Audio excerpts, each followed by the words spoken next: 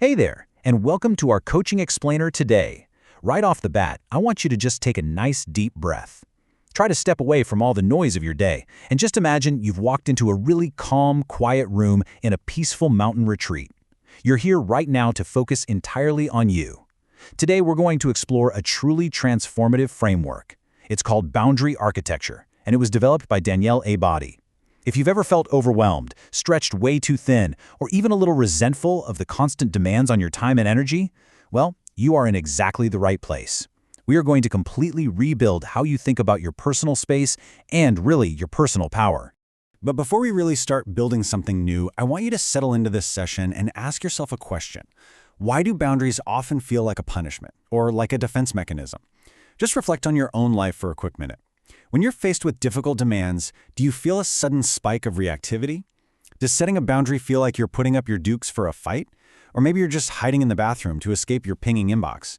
We often feel this immense pressure when people need us, and our default reaction is either to cave in completely or to lash out and build a fortress. It feels defensive, it's exhausting, and honestly, it's a little bit isolating. But it absolutely does not have to be that way. Okay, let's dive into this. In the larger context of boundary architecture, we have to radically reframe what a boundary actually is. Think of the old paradigm as walls built from fear. This is when we use boundaries to shut people out, to punish others, or to just reject connection because we are terrified of being consumed by their needs. But we're shifting the entire purpose of a boundary to a totally new paradigm.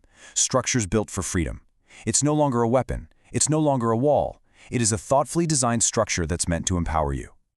So what are we actually doing here? Boundary architecture is the active design of inner and outer structures that protect your energy, your time, your capacity, and your access. I want you to really think of yourself as an architect of your own life. The true purpose of these structures isn't to coldly reject connection with the people you care about. Not at all. The purpose is to protect your personal capacity so that when you do connect, you can do it with genuine freedom and absolute integrity. Think about it. If your energy and time are completely depleted by a lack of structure, you have literally nothing left to give anyway, right? This architecture for freedom is deeply influenced by the psychiatrist and Holocaust survivor Viktor Frankl and his profound concepts of meaning and responsibility. He believed that true freedom is not the absence of demands, pressures, or difficult circumstances. Rather, it is the ability to choose how you respond to them. Let that sink in for a second. We spend so much of our time wishing the demands would just stop, right? Wishing the pressure would magically go away. But that isn't freedom. That's just an empty calendar.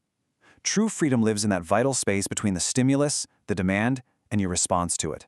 Without boundaries, we completely lose that vital space between stimulus and response. I'm essentially holding up a mirror to you right now. Do you see yourself in these painful symptoms? Things like becoming highly reactive, snapping at the people closest to you, or complying with requests instantly when what you actually need is time for clarity. Saying yes simply to avoid discomfort, guilt, or the fear of disappointing someone. All of this relentless pressure ultimately drives us to self-abandonment. We leave ourselves behind just to keep the peace, and man, that is a truly heavy price to pay. Let's just pause our coaching dialogue for a moment. I want you to really sit with this question. Where are you losing your space to choose? Is it at work, when a boss hands you a massive project at 5 p.m. on a Friday? Is it with a family member who expects you to just drop everything to solve their latest crisis? Or maybe it's within yourself, allowing digital distractions to endlessly steal your capacity. Try to identify that specific area right now. Where is the pressure forcing you to react instead of actively choosing your response? Let's move forward and see how this builds, because now we are going to reclaim that space. Here is your exact blueprint. Step 1. Notice the stimulus and the pressure. Awareness is the absolute foundation here. You have to actively feel the demand hitting you without immediately giving into it. Step 2. Instead of reacting right away, you step into your protected, sacred space. This is the structure you've built. It's taking a deep breath, telling someone, hey, I need 24 hours to look at my schedule, or simply logging off for the evening. And then, step 3, make a choice aligned with dignity and agency. From that safe, protected space, a thoughtful, responsible response actually becomes possible. And that brings us to a beautiful concept called responsible freedom. It's so vital to clarify that this new architecture we're building together isn't about selfish isolation. Freedom, in this framework, is not simply doing whatever you want, ignoring the world, and abandoning all your duties. That's, a teenager's version of freedom. Responsible freedom is about making choices that align with dignity, agency, and meaningful responsibility. These stewardship structures you're building ensure that your freedom, your sense of meaning, and your connections with others remain deeply honest rather than being driven by guilt-ridden compliance. So the crucial point is really the core tenet of this entire boundary architecture philosophy.